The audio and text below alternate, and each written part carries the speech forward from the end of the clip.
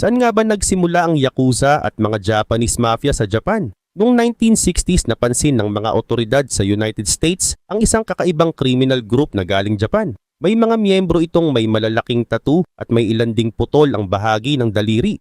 Ang grupong ito ay tinatawag na Yakuza. Hindi ito isang simpleng gang lamang. Ang salitang Yakuza ay ginagamit para sa maraming organized crime groups sa Japan. Sa Japanese police, mas karaniwan silang tawaging Boryokudan. Noong 1963, umabot sa around 184,000 ang members at associates ng mga Boryokudan sa Japan. Kumikita ang iba't ibang Yakuza group sa illegal gambling, extortion, drugs at iba pang krimen. May mga pagkakataon ding pumapasok sila sa legal na negosyo para maitago ang pinanggagalingan ng kanilang pera. So heto na nga ang tanong ngayon, saan nga ba talaga nagsimula ang Yakuza? Sa katunayan ay walang isang siguradong sagot. Hindi sigurado kung saan talaga nagsimula ang Yakuza. May mga kwento na galing daw sila sa dating samurai o sa mga grupong nagpoprotekta sa mga tao. Pero ayon sa history ay may koneksyon sila sa dalawang grupo. At ito ang Bakuto at Tekiya. Ang Bakuto ay mga grupo ng illegal gamblers. Nag-o-organize sila ng sugal at kumikita mula sa mga taong naglalaro. Dito rin madalas inuugnay ang pinagmulan ng salitang Yakuza. May lumang Japanese card game na tinatawag na Oichokabu. Sa isang kombinasyon ang 8, 9 at 3 ay maaring basahin bilang Yakuza. Ang kombinasyong iyon ay walang halaga sa laro. Kaya kalaunan ginamit ang salitang Yakuza para tukuyin ang mga taong kabilang sa criminal groups. Pero hindi siguradong ito lang ang pinagmula ng pangalan. Ang pangalawang mahalagang grupo naman ay ang Tekiya. Ang Tekiya ay mga street vendor na nagtitinda sa festivals, markets at iba pang mataong lugar. May sarili silang teritoryo at leader. May mga Tekiya group ding gumagamit ng pananakot o violence para kontrolin ang kanilang lugar at negosyo. Habang lumilipas ang panahon, naging mas organisado ang mga grupong ito. Nagkaroon sila ng malinaw na hierarchy o pagkakasunod-sunod ng kapangyarihan. Sa taas ay ang boss. Sa ilalim niya ay ang mga miyembrong sumusunod sa kanyang utos. Dito naging mahalaga ang isang relasyon na tinatawag na Oyabun-Kobun. Ang Oyabun ang leader o parang magulang ng grupo. Ang Kobun naman ang miyembrong nasa ilalim niya. Simple ang sistema. Binibigyan ng Oyabun ng proteksyon, tulong at koneksyon ang Kobun. Kapalit nito, inaasahang magiging loyal ang Kobun sa Oyabun. Parang gumagawa sila ng sarili nilang family kahit hindi sila tunay na magkakamag-anak. Ang ganitong relasyon ay naging mahalagang bahagi ng Yakuza organization. Ginagamit din nila ang mga salitang parang parent, child at older brother para ipakita kung sino ang mas mataas sa grupo. Mahalaga ang loyalty sa loob ng Yakuza. Kapag nagkamali ang isang miyembro o napahiya ang grupo dahil sa ginawa niya, maaari siyang parusahan. Dito rin nagmula ang isa sa pinakakilalang imahe ng Yakuza, ang Yubitsume. Ito ang pagputol ng bahagi ng sariling daliri bilang paraan ng paghingi ng tawad o pagpapakita na nagsisisi ang isang miyembro. Hindi naman lahat ng Yakuza ay gumagawa nito, pero naging isa itong kilalang tradisyon sa ilang grupo. Ganito rin sa tattoos. Maraming Yakuza member ang nagkaroon ng malalaki at detalyadong tattoo sa katawan. Pero hindi ibig sabihin na lahat ng Japanese na may tattoo ay Yakuza. Sa Japan, naging malakas lang ang koneksyon ng tattoo sa organized crime dahil sa mahabang history ng Yakuza. Sa paglipas ng panahon, ang mga dating grupo ng gamblers, street vendors at iba pang criminal gangs ay naging mas malalaking organized crime groups. Pagkatapos ng Second World War, lalo silang lumaki habang magulo at mahina pa ang economy ng Japan. Doon magsisimula ang panahon kung kailan ang Yakuza ay magiging isa sa pinakamalaki at pinakaorganisadong criminal networks sa Japan. Sa kabila pa nito, habang lumalaki ang Yakuza, naging mahalaga rin ang mga simbolo at rules na nagpapakita kung kabilang ka talaga sa grupo. Isa sa pinakakilala ay ang malaking tattoo sa katawan. Pero kung tutuusin, mas matanda pa sa Yakuza ang tattoo sa Japan. Sa ilang panahon ng Japanese history, ginagamit ang tattoo bilang parusa sa mga kriminal. Nilalagyan ng marka ang katawan para madaling makilala na nahatulan na sila ng krimen. May iba ring uri ng tattoo na ginawa bilang art at decoration. Habang lumilipas ang panahon, naging mas detalyado na ang mga design. May dragon, tiger, bulaklak, mga bayani at iba pang larawan mula sa Japanese culture. Kaya kalaunan, naging popular din ang malalaking tattoo sa ilang gamblers at criminal groups. Sa Yakuza din, ang full body tattoo ay naging paraan para ipakita ang pagiging bahagi ng grupo. Mahirap at masakit din noon ang paggawa ng ganitong tattoo. Tradisyonal na ginagawa ito gamit ang kamay at karayom. Unti-unting ipinapasok ang ink sa balat, kaya maaring umabot ng napakahabang panahon bago matapos ang malaking tattoo. Dahil dito, naging simbolo rin ito ng tibay at commitment ng isang miyembro. Pero hindi lahat ng Yakuza ay may tattoo at hindi rin ibig sabihin na Yakuza ang isang Japanese na may tattoo. Gayunpaman, naging napakalakas ng koneksyon ng tattoo sa organized crime sa Japan. Kaya hanggang ngayon may ilang public bath, gym at ibang establishment sa Japan na nagbabawal o naglilimita sa mga taong may visible tattoo. Bukod pa sa tattoo, may isa pang tradisyon na mas kilala sa Yakuza. Ito ang Yubitsume. Gaya ng sinabi ko kanina, ang Yubitsume ay pagputol ng bahagi ng sariling maliit na daliri bilang paghingi ng tawad kapag nakagawa ng seryosong pagkakamali ang isang miyembro. May lumang paliwanag kung bakit maliit na daliri ang ginagamit. Noong panahon na espada pa ang pangunahing armas, mahalaga ang maliit na daliri sa mahigpit na paghawak ng espada. Kapag nabawasan ng bahagi ng daliri, humihina ang grip ng tao. Dahil dito, mas kailangan niya ang proteksyon ng kanyang boss at grupo. Sa Yakuza, ang putol na bahagi ng daliri ay maaring ibigay sa boss bilang tanda ng pagsisisi. Kaya kapag paulit-ulit ang pagkakamali, maaari pang magkaroon ng panibagong Yubitsume. Pero habang tumatagal, mas naging bihira na ang gawaing ito. Gayunman may mahigpit ding rules sa loob ng maraming Yakuza group. Kailangan maging loyal ang miyembro sa boss at hindi magsabi ng sekreto tungkol sa grupo. Mahalaga rin ang pagsunod sa mas nakakataas na miyembro. Kapag bago ka pa lang sa Yakuza, mababa muna ang posisyon mo at kailangan mong sumunod sa mga utos ng senior members. Maari muna siyang gumawa ng simpleng trabaho para sa mas senior na miyembro. Kasama rito ang paglilinis, pag-aasikaso ng gamit, pagdadala ng mensahe at iba pang utos. Layunin nitong ipakita kung gaano siya katapat sa grupo. May formal ceremony din noon para tanggapin ang bagong miyembro. Isa sa mahalagang bahagi ng ceremony ay ang sabay na pag-inom ng sake, isang Japanese alcoholic drink na gawa sa rice.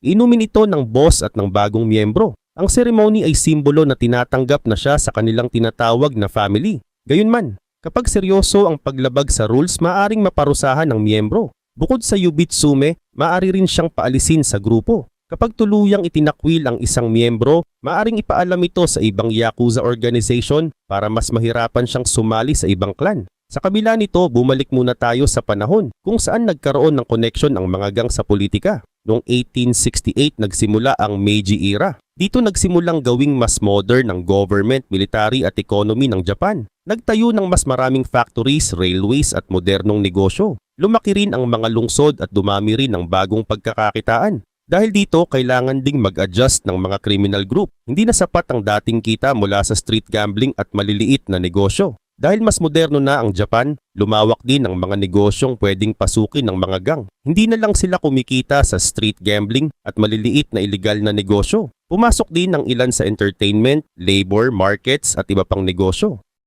Habang lumalaki ang kanilang negosyo, nagsimula ring magkaroon ng koneksyon ng ilang criminal group sa mga businessman at politician. Isa sa mga mahalagang tao sa panahong ito ay si Mitsuru Toyama. Si Toyama ay isang nationalist activist mula Fukuoka at galing sa isang samurai family. Naging aktibo siya sa politics matapos ang lumang feudal system ng Japan. Noong 1881, tumulong siya sa pagbuo ng Henyosha o Dark Ocean Society. Isa itong nationalist group na gustong palakasin ng Japan at palawakin ang influence nito sa ibang bahagi ng Asia. May mga miyembro rin dito na konektado sa criminal underworld. Dahil dito, nagsimulang magkaroon ng mas malinaw na koneksyon ang ilang gang, nationalist group at politician. May mga politician at businessman na gumagamit ng mga gang para bantayan ng meetings, manakot ng kalaban o tumulong sa ilang labor conflict. Sa kabilang banda, nakikinabang din ang mga gang dahil nagkakaroon sila ng proteksyon at koneksyon sa mga makapangyarihang tao. Habang tumatagal, mas lumalim ang relasyon ng organized crime sa business at politics. Dito nagsimulang magbago ang Yakuza. Mula sa mga lokal na grupo ng gamblers at street vendors, naging mas malalaking organization sila na may koneksyon na sa negosyo at politics. Pagpasok ng 20th century, lalong lalawak pa ang kanilang influence sa Japan. At heto na nga, pagsapit ng early 20th century, mas dumami at lumaki na ang mga criminal groups sa Japan. Isa sa pinakamahalagang Yakuza group ay ang Yamaguchi-gumi na nagsimula noong 1915 sa lungsod ng Kobe sa Japan. Sa simula, maliit lang itong grupo na konektado ito sa mga workers sa port ng Kobe. Pero habang lumilipas ang panahon, mabilis itong lumaki at naging isa sa pinakamakapangyarihang Yakuza organization sa Japan. Isa sa pinakamahalagang leader nito ay si Kazuo Taoka. Naging boss si Taoka pagkatapos ng Second World War. Sa ilalim niya pinalawak ng Yamaguchi-gumi ang operasyon nito sa maraming bahagi ng Japan. Pero bago tuluyang lumakas ang grupo, dumaan muna ang Japan sa pinakamalaking pagbabago sa modernong history nito. Noong 1941, pumasok ang Japan sa digmaan laban sa United States at iba pang allied countries. Pagkatapos ng halos 4 years na labanan, natalo ang Japan. Noong August 1945, binagsakan ng atomic bomb ang Hiroshima at Nagasaki. Pumasok din ang Soviet Union sa digmaan laban sa Japan. Noong September 2, 1945, formal na sumuko ang Japan. Pagkatapos nito, sinakop ng Allied Forces na pinamunuan ng United States ang Japan. Wasak ang maraming lungsod at mahina ang economy. Kulang din ang pagkain at maraming pangunahing produkto. Dahil kulang ang legal na supply, mabilis na lumaki ang black market. Ang black market ay iligal na bentahan ng pagkain at ibang produkto na mahirap makuha sa normal na tindahan. Dito nakakita ng malaking pagkakataon ang mga criminal group. Maraming yakuza ang kumita sa pagkontrol ng black markets, gambling at iba pang iligal na negosyo. Malaking bahagi rin ng post-war black market ay pinapatakbo ng iba't ibang seller, gang at ordinaryong taong naghahanap ng paraan para mabuhay. Habang nagpapatuloy ang American occupation, nagkaroon naman ng bagong problema sa politics. Nagsisimula na noon ang Cold War. Nag-aalala ang United States na baka lumakas ang communism sa Japan. Kaya naging interesado ang mga American official sa mga makapangyarihang anti-communist figure sa bansa. Isa sa kanila si Yoshio Kodama. Si Kodama ay isang Japanese ultranationalist na may malalakas na koneksyon sa politics at sa criminal underworld. Dahil marami siyang kakilala at influence, nakita siya ng ilang American official bilang taong maaaring makatulong laban sa paglawak ng communism sa Japan. May relasyon din siya sa ilang Yakuza leader. Dahil dito naging isa siya sa mga taong nag-uugnay sa ilang bahagi ng politics, business at organized crime sa post-war Japan. Ibig sabihin, para siyang tulay na nagdudugtong sa iba't ibang sangay. Habang nagbabago ang politics, mabilis ding bumabangon ang Japanese economy. Noong April 1952, natapos ang Allied occupation at muling naging fully independent ang Japan. Sa mga sumunod na taon, mabilis na dumami ang factories, trabaho at negosyo.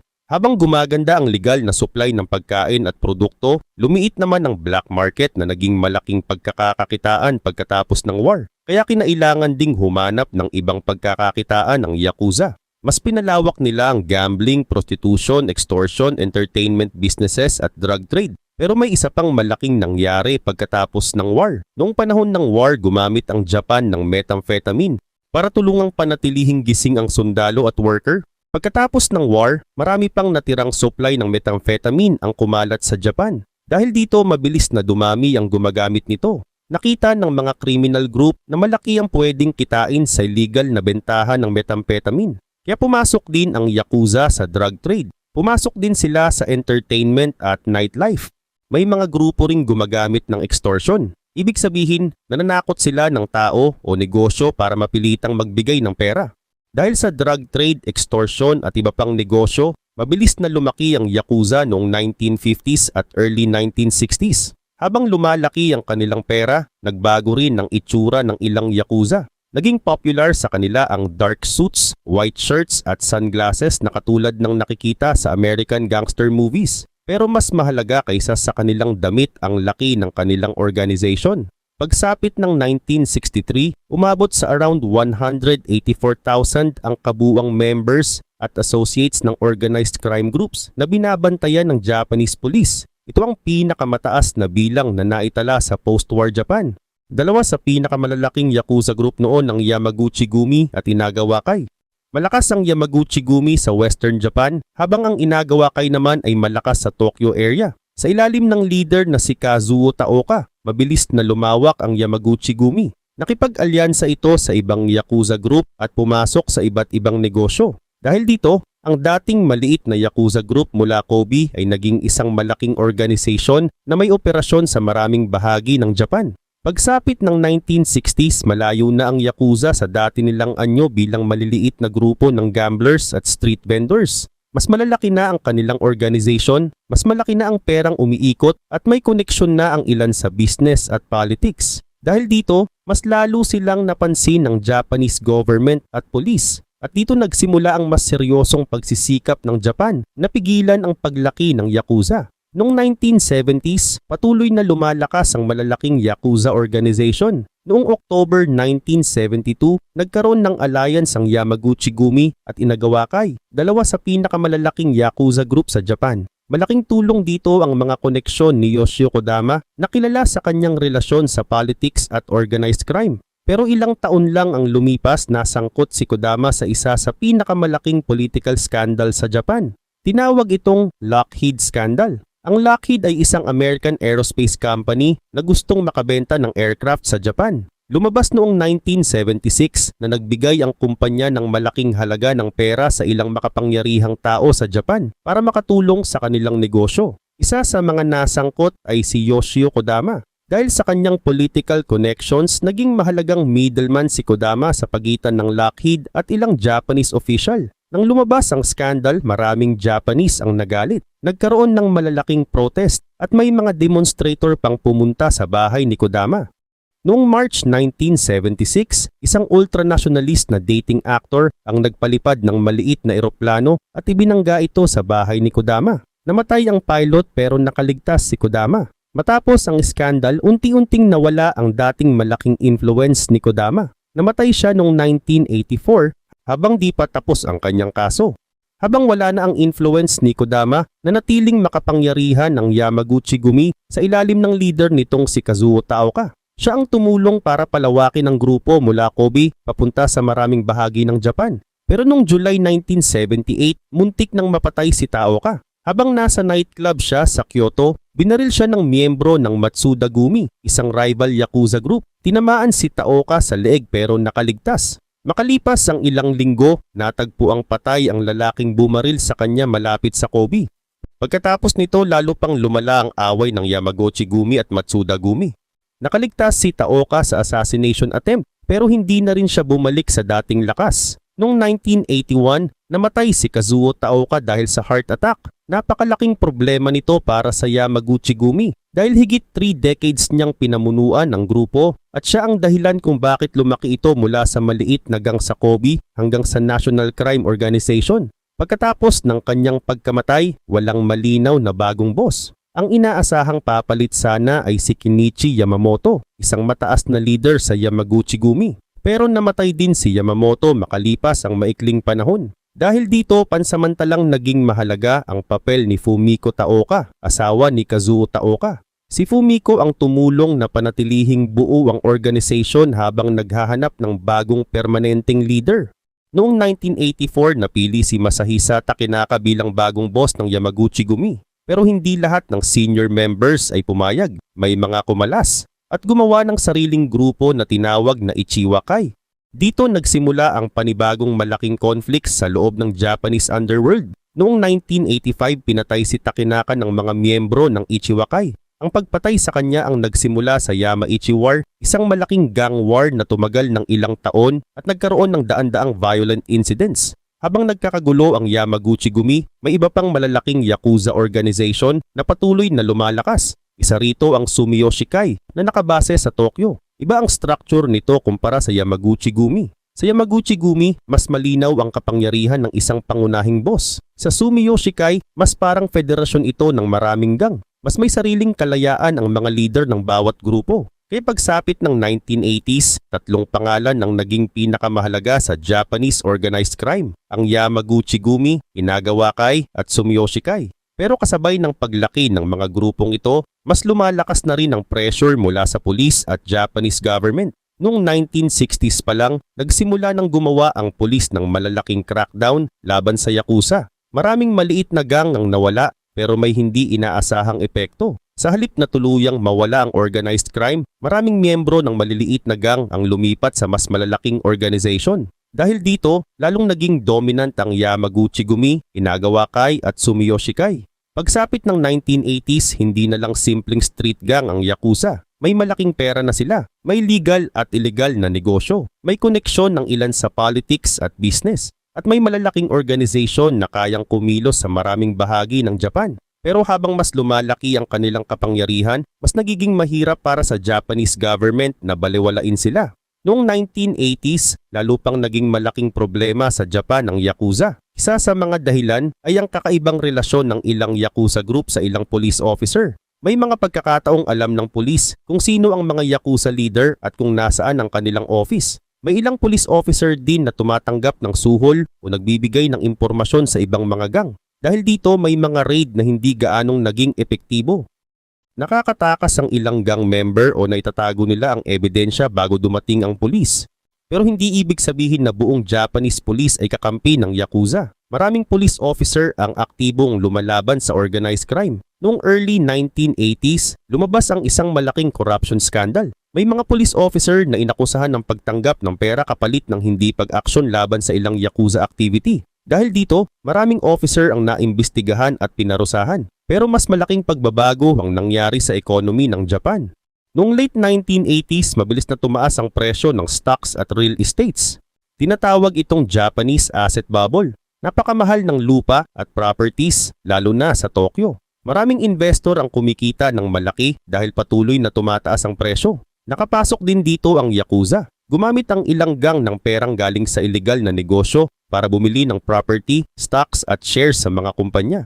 May ilan ding nakapasok sa construction, entertainment at real estate. Habang lumalaki ang legal investments nila, patuloy din ang illegal na kita mula sa gambling, extortion, drugs at prostitution. Isa sa pinakamakapangyarihang Yakuza leader nung panahong ito ay si Susumu Ishii. Siya ang naging leader ng Inagawakay, isa sa pinakamalaking Yakuza organization sa Tokyo area. Hindi siya kilala sa pagiging maingay o palaging gumagamit ng violence. Mas gusto niyang gumamit ng business connections at negotiation. Sa ilalim niya, lumawak ang involvement ng Inagawakay sa real estate, finance at iba pang negosyo. Dahil sa napakabilis na pagtaas ng presyo ng property at stocks, napakalaki ng perang kinita ng ilang Yakuza group. Pero hindi nagtagal ang magandang panahon. Pagsapit ng early 1990s, bumagsak ang Japanese asset bubble. Bumaba ng husto ang presyo ng stocks at real estate. Maraming kumpanya at investor ang nalugi. Kasama rito ang mga negosyong konektado sa Yakuza. May malaking problema rin sa mga bangko. Noong bubble years, napakaraming loan ang naibigay gamit ang properties bilang collateral. Nang bumagsak ang presyo ng lupa, maraming loan ang hindi na nabayaran. Lumabas din na may ilang bad loans na konektado sa organized crime. Dito mas nakita ng Japanese public at government kung gaano kalalim ang involvement ng Yakuza sa legal na economy. Kasabay nito, patuloy ang gang wars, extortion at ibang crimes. Kaya nagdesisyon ng Japanese government na gumawa ng mas mahigpit na batas. Noong March 1992, nagpatupad ang Japan ng mas mahigpit na batas laban sa Yakuza na tinatawag na Anti-Boryokudan Law. Ang Boryokudan ang tawag ng Japanese police sa mga organized crime group tulad ng Yakuza. Sa ilalim ng batas na ito, mas madaling pigilan at kasuhan ang mga gang na gumagamit ng pananakot, extortion at sa pilitang pangungolekta ng pera. Dati lantad ang maraming Yakuza group. May sarili silang office, signboard at kilalang leader. Pero dahil sa bagong batas, nagsimulang magtago ang ilan sa kanilang mga gawain. May mga miyembro ring hindi na nagpapakilalang official Yakuza pero patuloy pa ring konektado sa gang bilang associate. Dahil dito naging mas mahirap para sa pulis na malaman kung sino talaga ang aktibong miyembro. Gayunpaman, unti-unting bumaba ang bilang ng mga Yakuza member. Noong early 1990s, nasa tens of thousands pa rin ang members at associates. At habang humihigpit ang batas, hindi na kayang kumilos ng lantad ng Yakuza tulad ng dati. Mas nahirapan silang magbukas ng bank account, kumuha ng loan, magrenta ng property at pumasok sa legal na negosyo. Naging mas delikado rin para sa mga businessman at politician ang makitang may koneksyon sa Yakuza. Dahil dito binago ng ilang Yakuza group ang paraan ng kanilang operasyon. Mas pumasok sila sa money laundering, financial crime at negosyo sa ibang bansa. Kaya mula sa dating lantad na criminal organization, unti-unti silang naging mas tahimik at mas mahirap matukoy.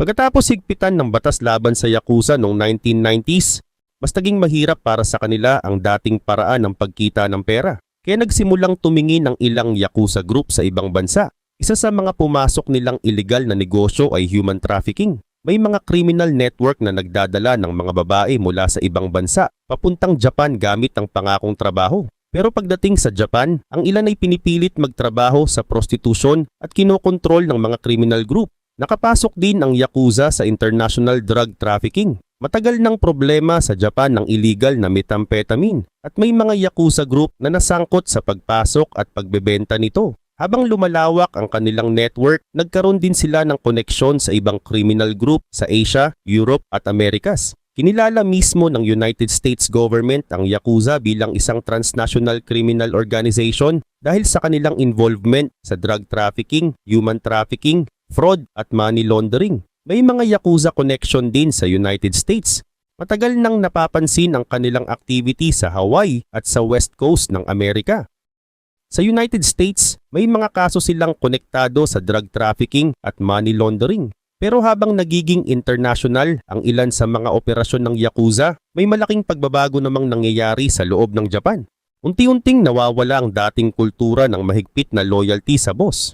Mas marami ring miyembro ang naging interesado sa pera kaysa sa mga lumang tradisyon ng kanilang clan.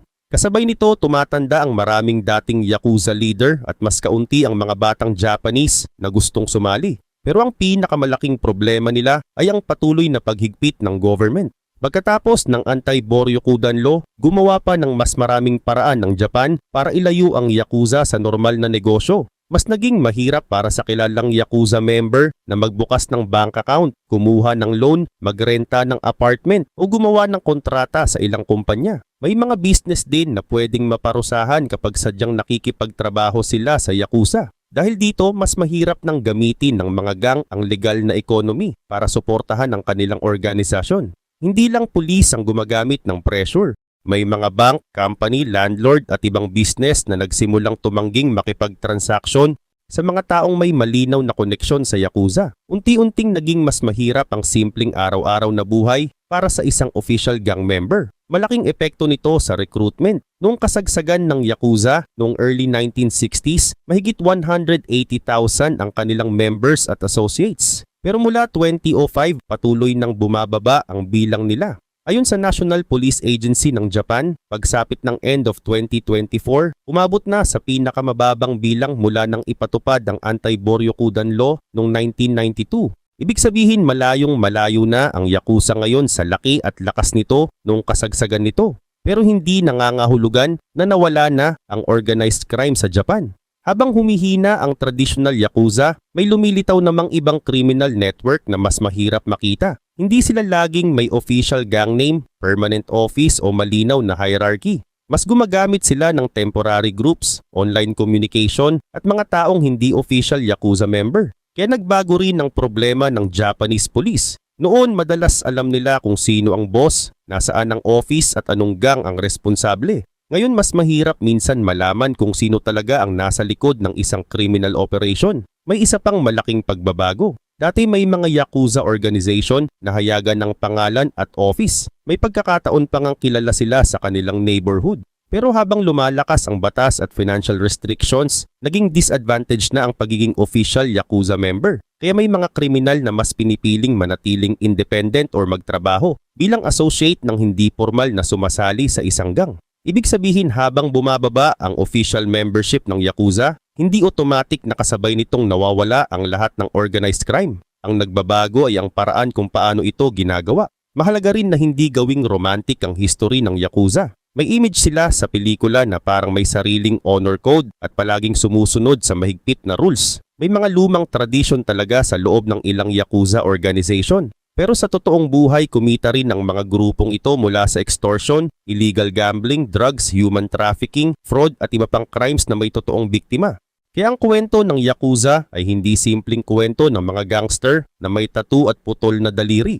Nagsimula sila mula sa iba't ibang grupo ng gamblers, street vendors at criminal organizations. Lumaki sila habang nagbabago ang Japan. Nakapasok sila sa politics at business. Lumakas sila pagkatapos ng Second World War. At nung kasagsagan nila, umabot sa napakalaking bilang ang kanilang members at associates. Pero ang mismong pagbabago ng Japan ang nagsimula ring magpahina sa kanila. Mas naging malakas ang batas. Mas naging mahigpit ang mga bangko at negosyo. Mas mahirap nang itago o gamitin ang perang galing sa krimen. At mas kaunti na rin ang kabataang gustong mamuhay bilang official Yakuza member.